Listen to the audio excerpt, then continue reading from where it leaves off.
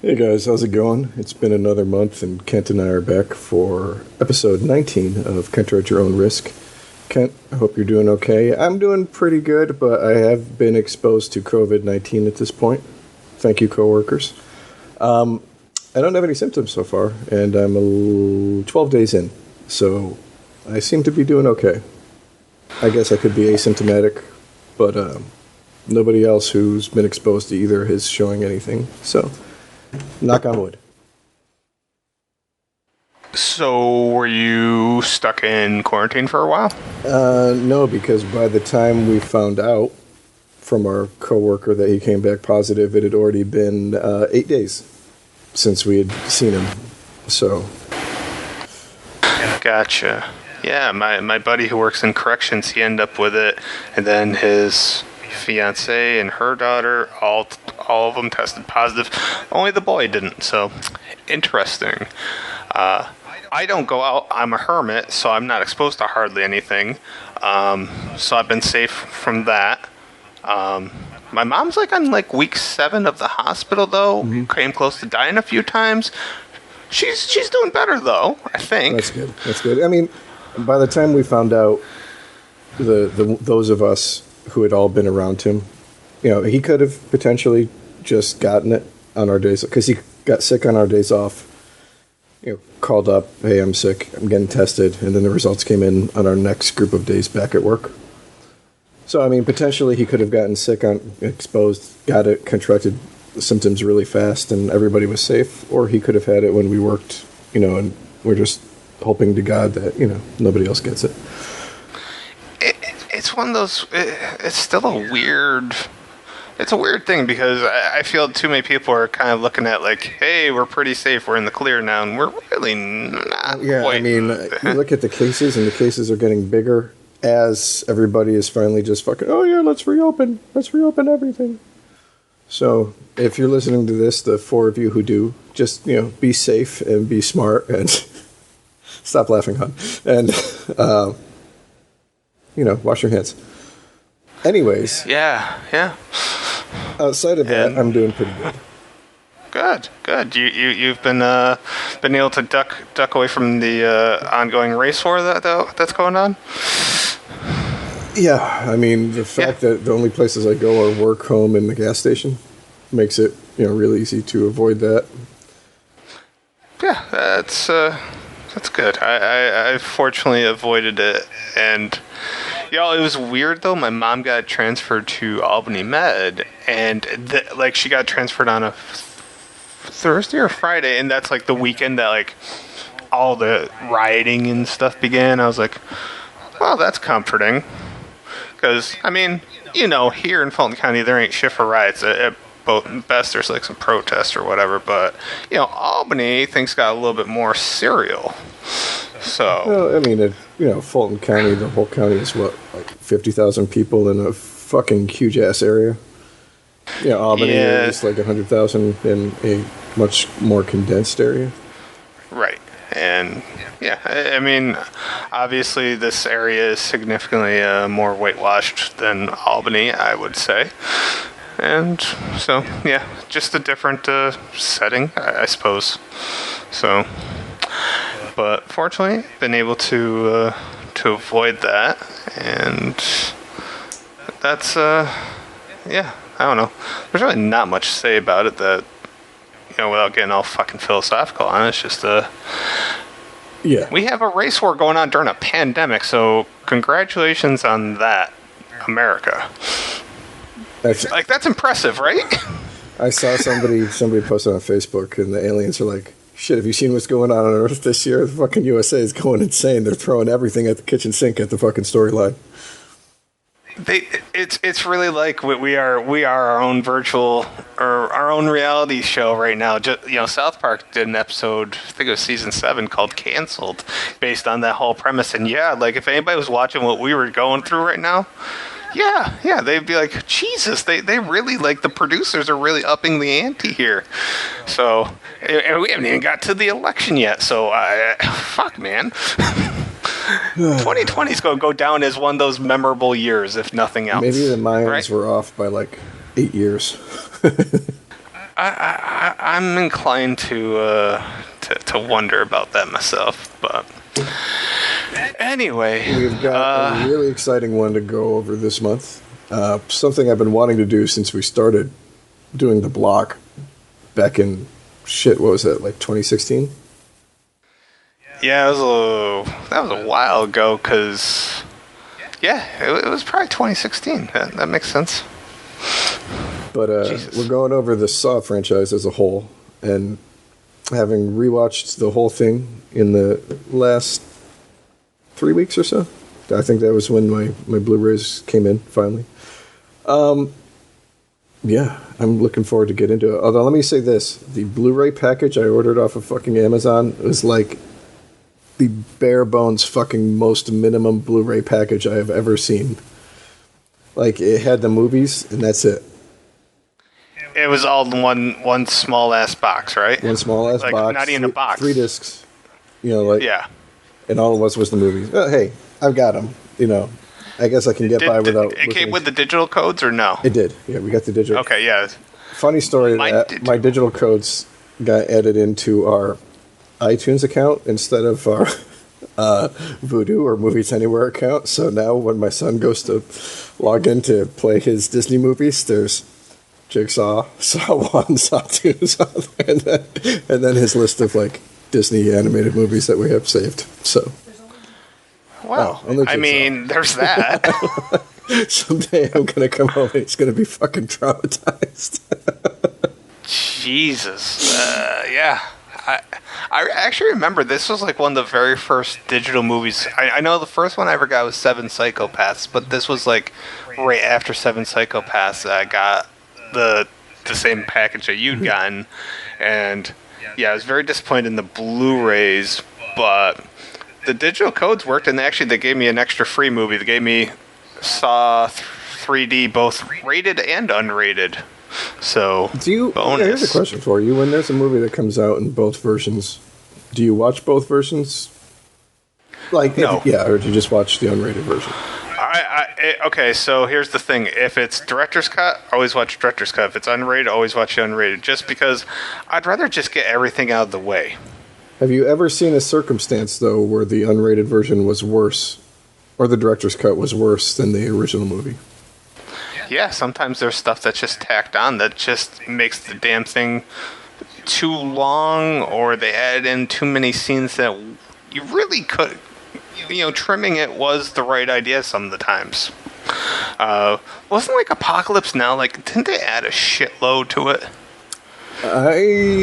Maybe. I don't think I've ever seen the director's cut, so I'm not sure. I feel like that's a movie where they just went balls deep, and then there's 3 different versions. There's the original, the theatrical, the extended, and then there's like a compromised edition. So, yeah. Sometimes less is more. Usually in horror, though. I mean, horror, I'm always going to go unrated because... Yeah. You're just... But for the most part, it's just kills, basically. For the most part. Here's what I don't understand, though. Like, I always read, like, about how, like, the studio made the director cut this or this out because it was too violent. And I'm sitting here now, I'm like... How much more violent? Like, where is... Like, I don't understand where the line is, because I see some really messed up stuff, and I'm like, how is this not part of the NC-17 line, so to speak? It really makes me wonder. Yeah, I mean... Overall, if you compare Saw to a lot of other series like this, it's not as bad as some of them, but yeah, I mean, even then, still, some of the stuff, I'm like, ugh. I remember being very excited for, way back when Rob Zombie's House of a Thousand Corpses came out, because I'd heard, read that, you had to cut this, and this out. So I was super excited for the uncut version. And I saw it and I was like, okay, I don't... this wasn't any more hardcore, really, than anything else I had seen. Like, I don't know. I think I'm just totally desensitized. I must be, but... Yeah, whatever. Yeah, I mean, it's weird thinking about the person I was as a little kid. Like the stuff that would bother me, and like the stuff that I can watch now while I'm eating, and it doesn't even faze me. Yeah. I've never been a person that's had that issue, thankfully, but I know a lot of people that. I try to watch horror movies while eating dinner, and my goodness, that becomes a production. So, yeah. Yeah, we'll get to it later, but I will say this. Oddly enough, there's only one scene in this whole franchise that even remotely makes me squeamish, and it's not a death scene. I'm trying to think now. All right. Well, Yeah. are we ready to just deep dive, jump right in? Fucking let's go wrist deep. All right. So, Saw 1 came out, or just Saw, if you want to, use the actual title, in 2004. And I remember I was in Iraq when it came out, and I had gotten leave to go home. Well, I was in Iraq when all the trailers and everything came out, and my grandfather died on my birthday. And so I got leave to go home, and I actually was in the States for the release, and I went and saw it with my stepdad, Dennis. My mom was like, no, I don't want to see that. It looks like it's going to be too gross. And so, I mean, I don't know, like, how much of, like, just the situation, but I think overall it holds up as well as a good movie. But I think the situation also colored why I liked it so much. And then, a little further down the road, like the first movie my wife and I ever watched together was Saw 3. So, that's a great date movie. But, I mean, just to spit out my opinion right at the beginning, I fucking love this series. There's definitely been highs and lows, but I remember as it was releasing year by year, because that was one of the things that we ended up getting after Saw was as successful as it was there was a yearly release for 7 years, and then there was a 7-year break, and then we got Jigsaw. Was that intentional, do you think? That they did the 7-year run, then waited 7 years? I don't think it was intentional. I think it was like Circumstantial, perhaps? I think people were like, we have the IP that we're just sitting on and not making any money from. Let's see if we can resuscitate interest in the movies. Fair enough. Although, I mean, I would say probably not too, because movies usually typically go into pre-production, a year or two prior to when they actually release. And some of them that don't, end up making headlines because of what a short release date they have compared to, how long. Whereas, the ones that take longer, like, I don't know, the one that Ethan Hawke did where they filmed, like, a week of him and the cast, like, every year for 10 years or whatever, 18 years, 20 years, whatever it was. Right. That was a that obviously took way longer. Right. I don't remember where I was going with that. Anyways, but okay, so that was the back. So I saw it when I was home for my grandfather's funeral. And it's, looking back at it now, it's pretty simple premise. And, a lot of it, it's a lot of, like, tricks to the movie. You don't really ever see too much in the original one. Most of it's left to the imagination and the quick, like, jump cuts and stuff. But, I mean, a lot of shit came out of that, like, in addition to the Saw series. I mean, Lee Wannell is Wannell, 1L, has written some pretty decent movies in addition to that. James Wan, I think, is a great director. I love looking up James Wan's, like, whole thing on IMDb, because every time I look it up, I'm like, I'm always impressed that, like, he really built himself something out of Saw. Like, it really helped legitimize him, and he not only legitimized himself in horror, he legitimized himself, like, just in general mainstream, which not many people do that too well, make that conversion, I don't think. I mean, he's been able to cross over from doing horror and doing good horror to doing billion-dollar movies. Superhero, comic book, action franchises, Fast and Furious. So definitely interesting career. Same thing with Lee Rennell. I mean, I was looking over, and a lot of his stuff is horror, but then there's like a couple other things. I was like, damn, I didn't realize he wrote that. So yeah, he's very interesting. Just an interesting guy to read up on for anybody that's not familiar with his work. I mean, not just IMDb, but I mean, there's other places to go and just check out, like, just read up on him in general. He's an interesting dude, I think. So, I would agree with that. Didn't he do, shit. Was he, I don't know, maybe I'm mistaken, was he part of, like, Collector or Collection at one point? I don't think so. He wrote Insidious, like that whole series, which I know you're not a big fan of. He did that Upgrade. I don't know if you saw that. That was really good. I've heard nothing but good things about it. I know he did Cooties, which I thought was really fun. And Dead Silence. He and James Wan did that, right after Saw. Right, which... Yeah, it was underrated. And absolutely.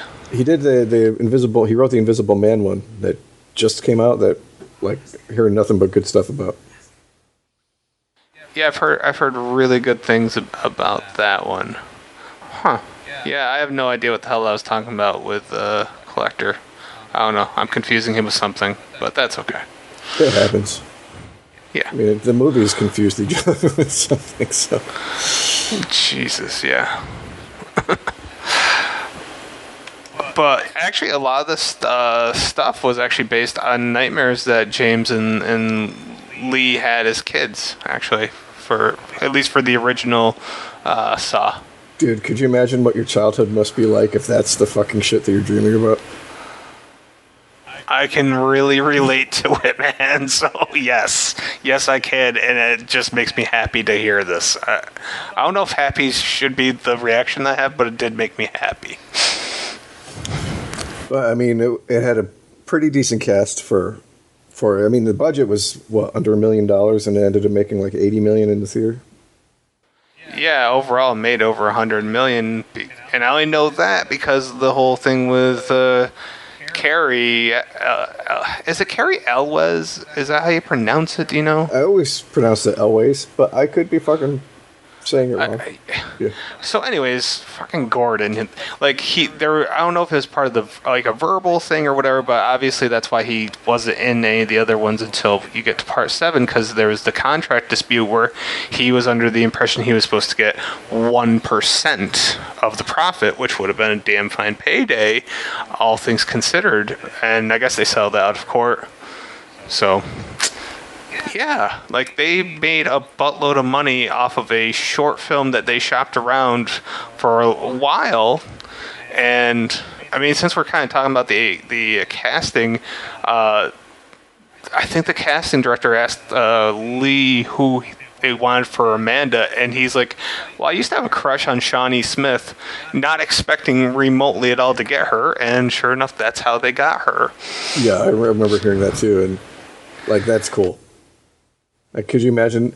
Oh, I used to have a crush on Kent, and then they're like, "Hey, Kent, would you come be in this movie for us?"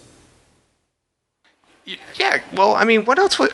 Honestly, like, I'm not trying to make fun of her, but like, she really didn't have a huge career. This is probably her most career-defining thing, right? And like, yeah. So like, where the fuck did he see this from? She was in the remake of The Blob, and she was also in The Stand. So. Take your pick of those two. That's my two best guesses with her. Yeah. I otherwise, I really have no idea what else, like, unless he was, like, obsessed with some other movie that she might have had a small role in, but she looked hot as hell. Carnival of Souls. I remember that one. Yeah. Yeah, I mean, not too many big things. Right. So. Arsenio. She was a waitress in The Shining. Wow, yeah, not a very, but I love The Blob, and I'm going to guess The Blob, or instead The Stand, even though The Stand is where I grew my my affection for her. She was cute in The Blob as well, which also has a really decent cast for what it was.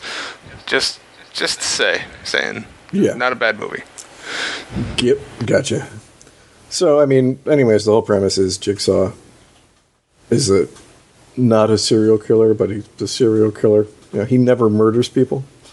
Just puts them in the position where they have to kill themselves by getting out of these traps in order to try to rehabilitate them.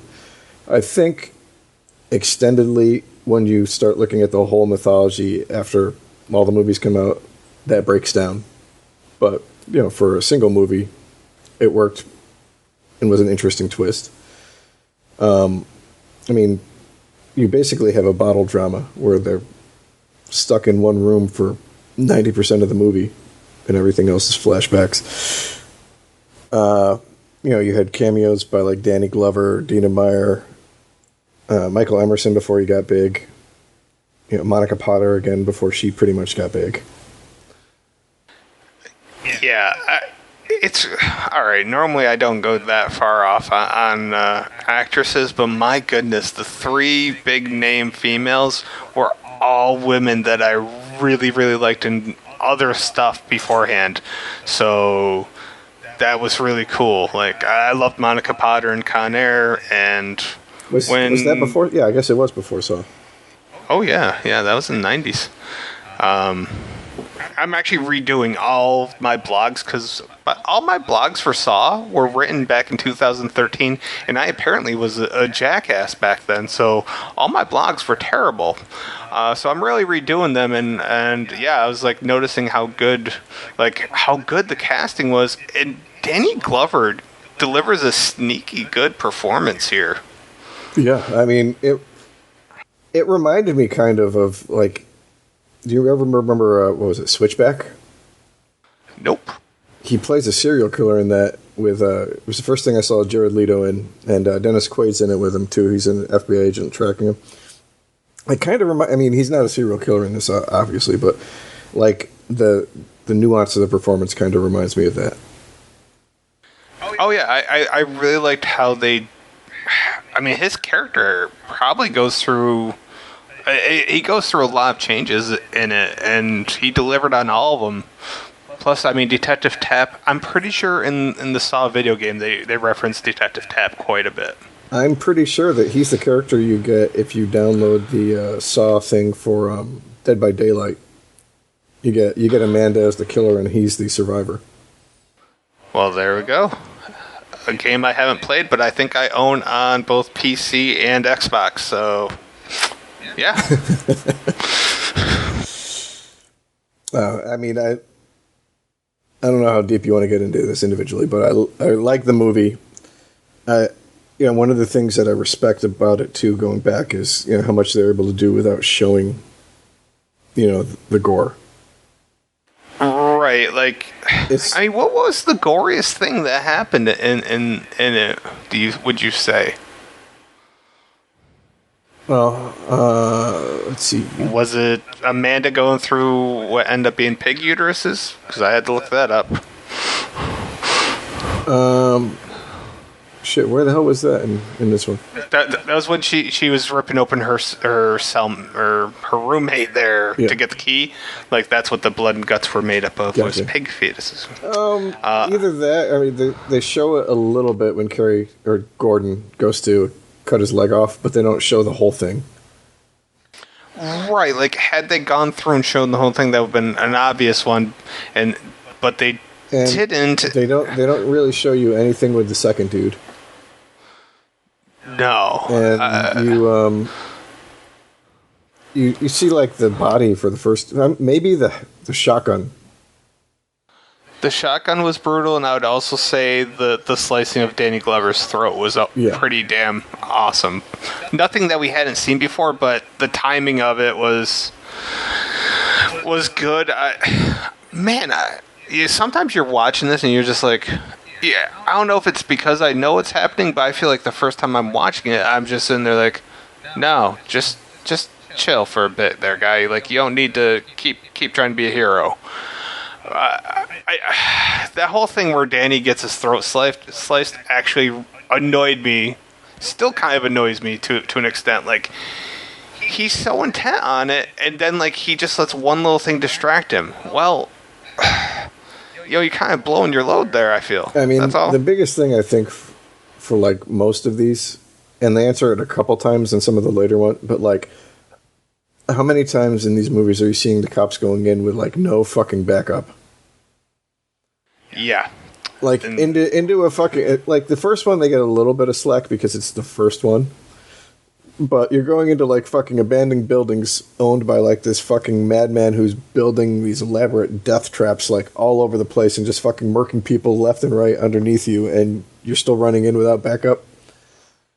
Sorry, Agent Strom, that's a fucking bad idea. Right, it's a terrible idea, and yeah. It was one of those things where you know that this dude is clearly knows what he's doing, so maybe you just take a step back and collect yourself rather, like, just offering yourself up on a platter just seems kind of stupid. Just the reason why I don't fuck with people with engineering degrees anymore. That's right.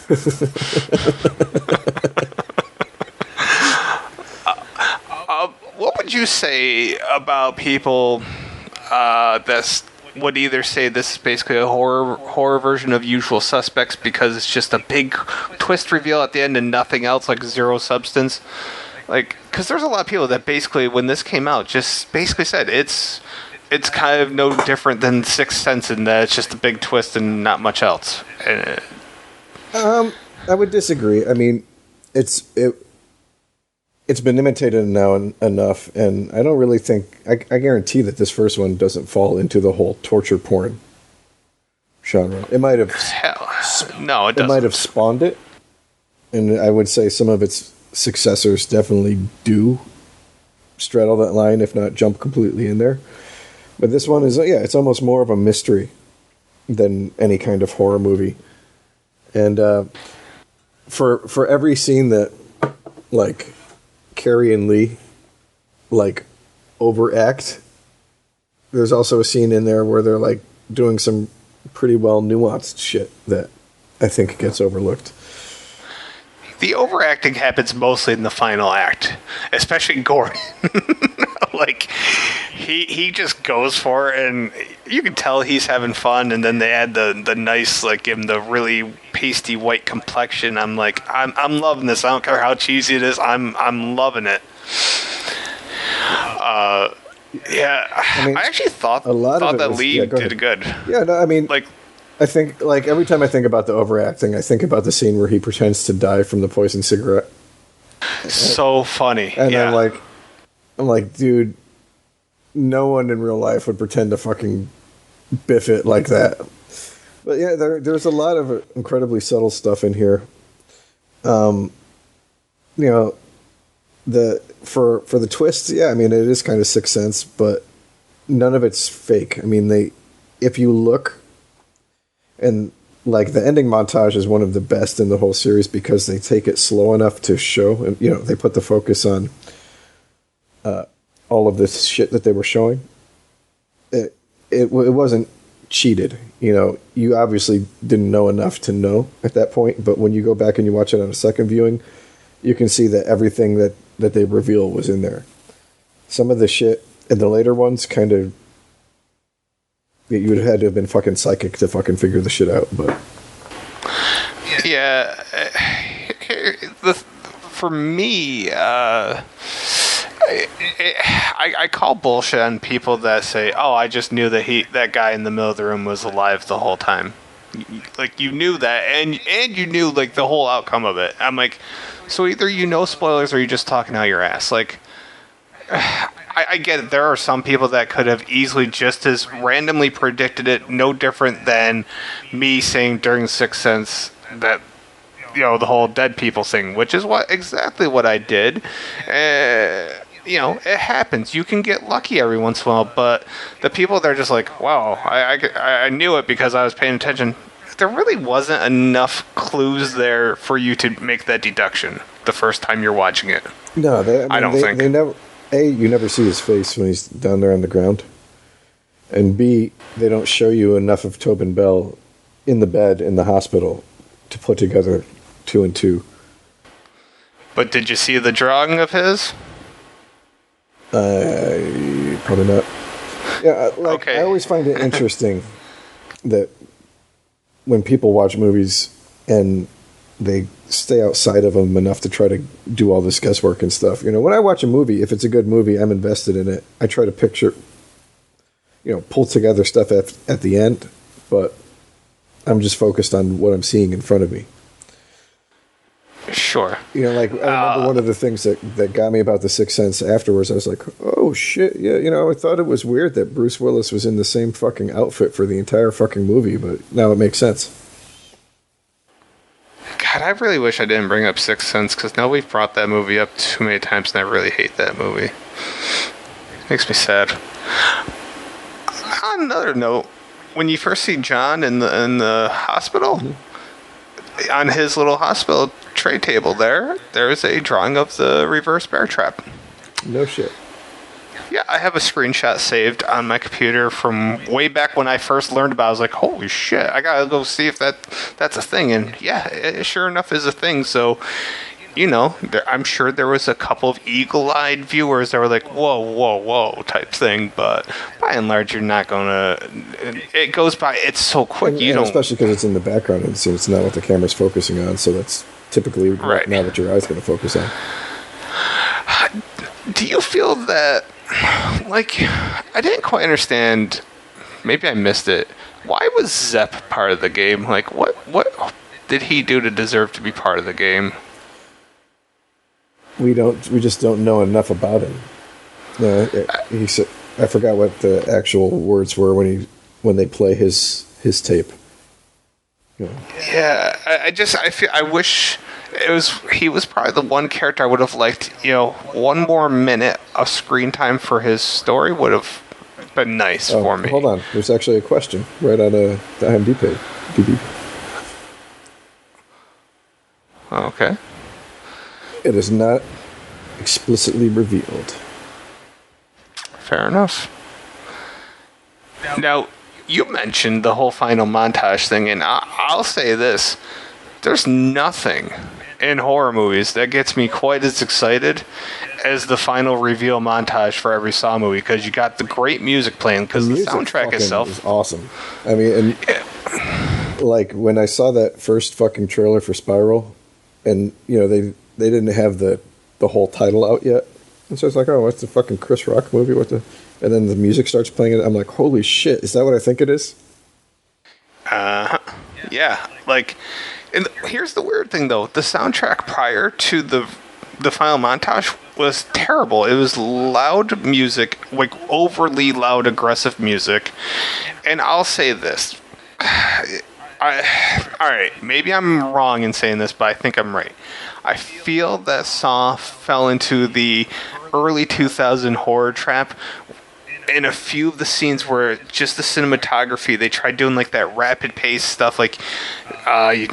Christ, I'm trying to think of a good example. House on Haunted Hill had some rapid scenes, where people are just moving really fast and they kind of skip frames type thing. Kind of like that 90s, early 2000s, MTV video editing style.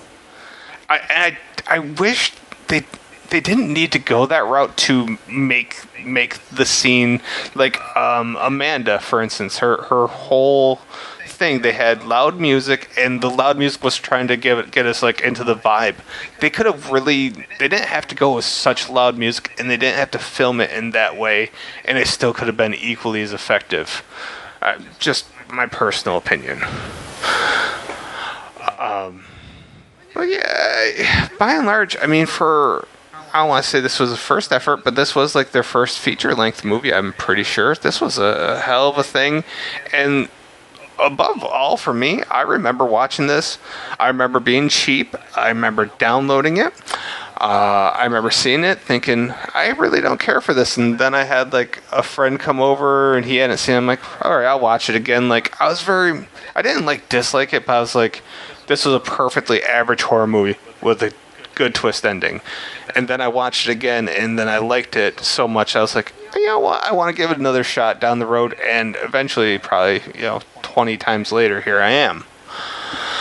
So, yeah, I definitely made sure that I showed this to my mom. I remember, so that once again shows the kind of person I am. All right, you got anything else to say about the first one? No, because probably most of my discussion is going to revolve around Saw 2. So, okay, we can head for that. Yeah, go ahead. So then we get a year later, Saw 2, again right before Halloween, which is what the annual releases became to be. People were like, oh, it's another Halloween, another Saw. Some people were happy, some people were like, eh. So we kind of get like the formula for most of the rest of the series. Not all of them, but most of them. In regards to the fact that now instead of just a couple people in a room, you have a bunch of people in like a house or a maze or a kind of ordeal that they have to go through where it's not just one thing at a time. We finally really get to meet Jigsaw, or John Kramer as a character. Tobin Bell has such an awesome voice. Like it was perfect for Jigsaw. Dude, I almost got a tattoo of Tobin Bell. That's where I'm at with my love for that man. We get more from people who were actually police at the time, including Maura Dina Meyer, who's great.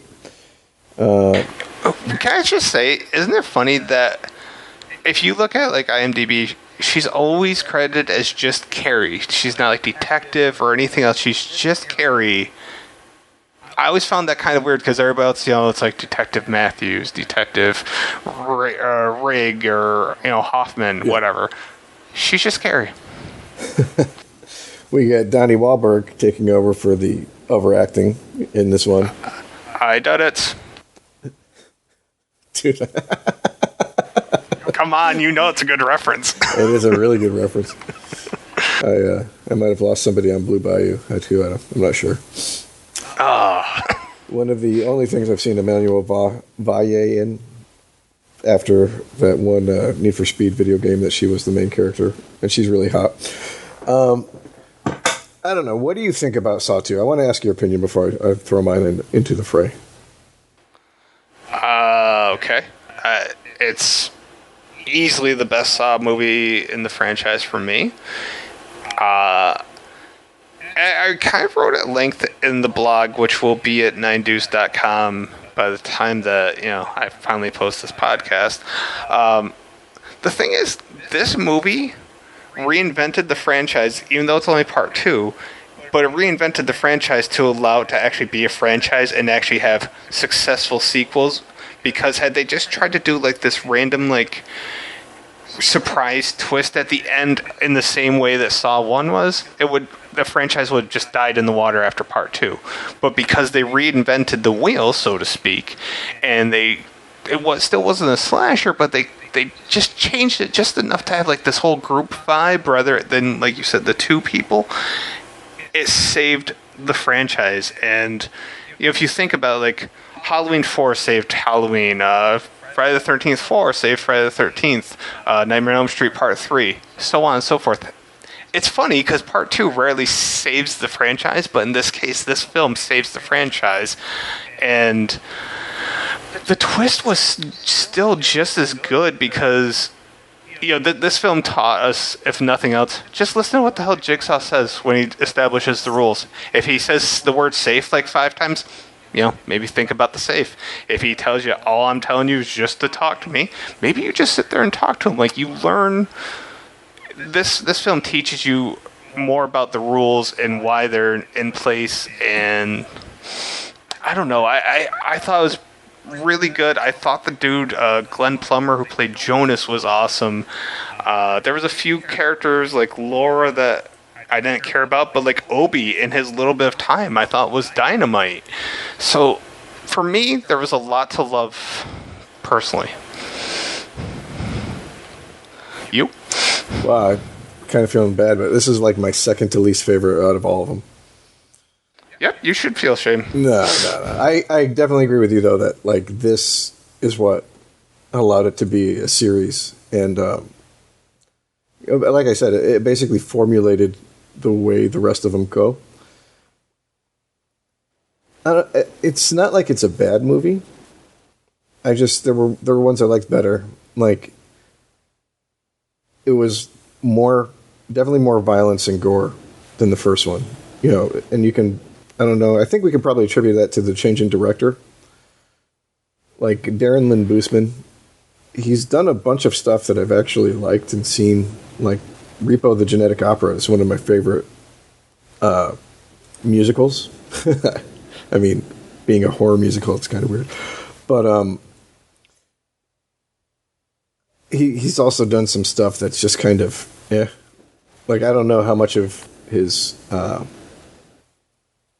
filmography you've seen, but, like, I've seen Tales of Halloween. Now I'm not sure which one he directed, now that I'm looking him up. But, like, Abattoir, it's kind of, like, super just meh. It wasn't bad. It was just kind of, you know, what the fuck's the point? At the same time, it's not anywhere near as, like, mean as Saw 3 is. I think that's the meanest one out of them all. I think part of, like, my problem with Saw 2 is that, like, yeah, there are characters that, like, we never get fucking any backstory on. Like, if I remember correctly, like, Laura, we never find out. She just fucking dies beforehand. She just keeps collapsing and is unhealthy the whole film, and like she's just a reason for Daniel to have screen time and somebody to talk to. Yeah, I thought. Look, to me, it was like, you know, maybe Amanda's a little too old for him to kind of fucking flirt with, like he's doing with the chick that he's helping walk around the entire thing. Exactly. Yeah. And like the whole like. Donnie Wahlberg, like he eats it up just as much as the other two do in the first one. So I mean, it's nowhere near the bottom, but it's not just the top for me. I did like the reveal at the end with Amanda. That worked out well. One of the things I don't get, and maybe it's just me, but like I don't get how many people seem to think that like the needle pit is the worst thing in all of Saw. Because it is. That was going to be my next topic, is the needle pit is the worst trap in all of Saw. It just is. Like to me, like if they said, yeah, there's like HIV in every single one of those needles, okay, that makes it a little bit worse. But I mean, it's just, yeah, I mean, you could potentially get in there without injuring yourself at all if you had shoes on. Sorry, Amanda.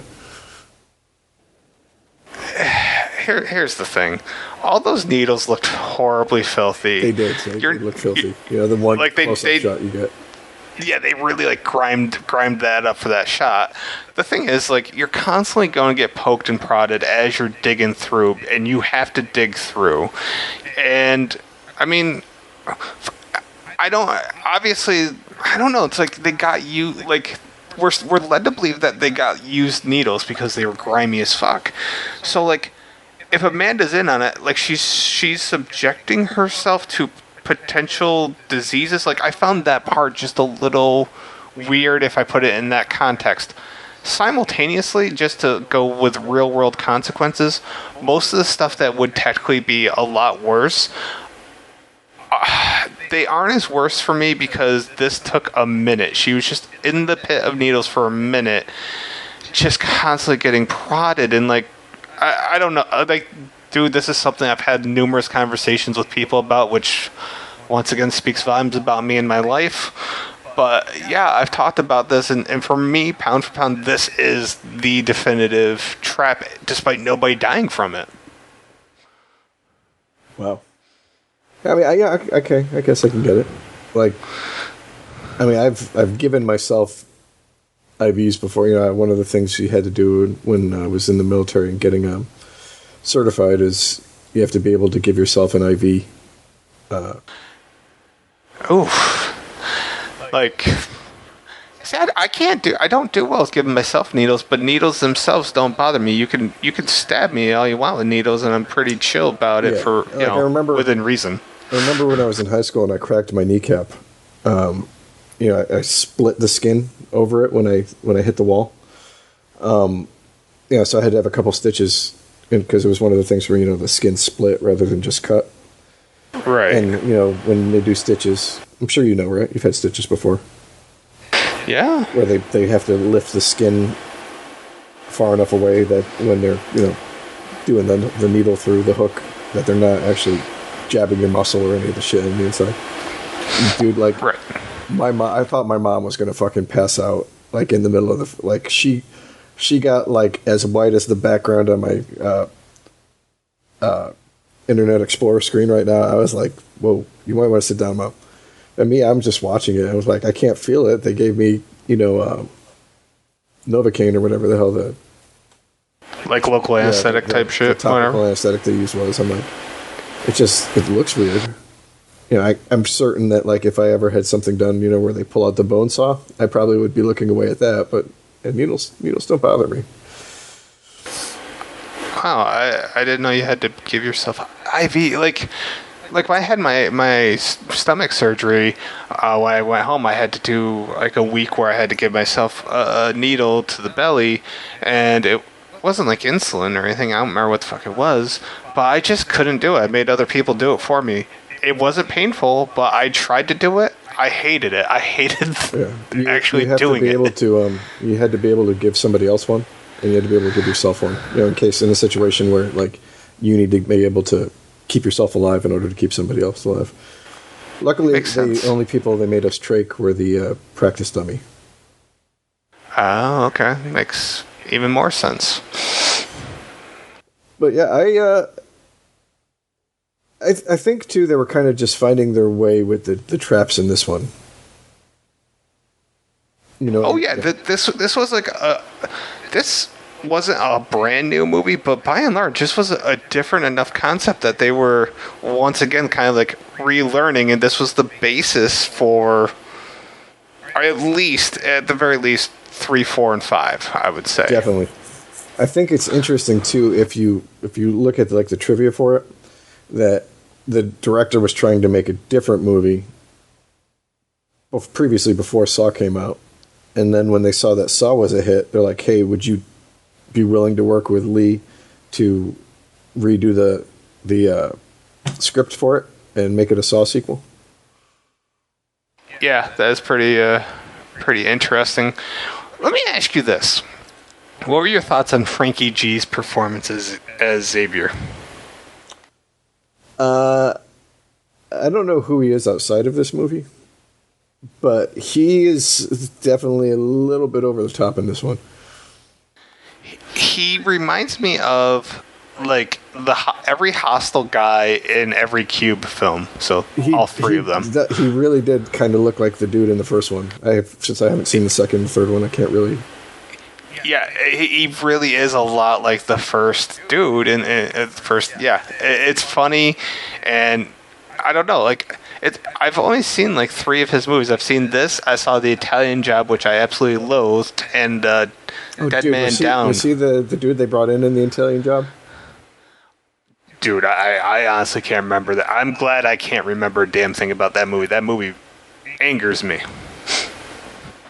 Like that movie was like cancer for Ed Norton's career. Makes me sad to think about that movie.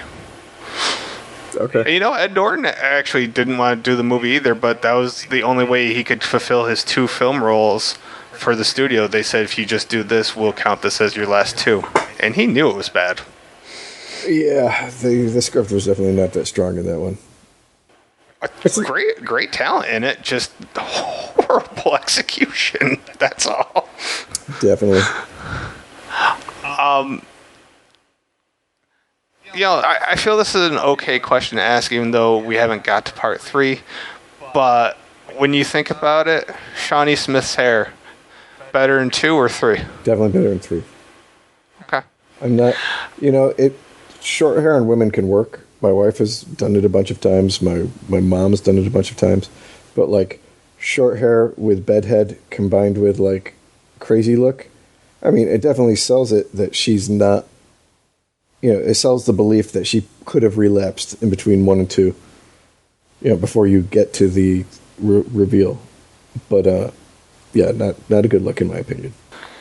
She looks more like the character with the wild hair, but yeah, she looked gorgeous in part 3, I thought. So it was just something I noted. I was like, this really fits her, like her hair in part 2, but I'm still gonna opt for her hair in 3. So, all right. One other thing I was trying to figure out, like Jonas's death, like Obi's death coincide with some part of his character, and like a lot of the characters' deaths coincided with their characters. Jonas's death, it had to happen, but it didn't coincide with the character at all. That was one thing I didn't quite get. No, I mean, and the same thing with, I forgot what the dude's name is, but the guy who gets the shot in the face right at the beginning. Gus. Yeah, like, so, I mean, it's like some of it works, like, I guess, okay, Addison, Obi, and then some of them just die. And it's like, well, okay.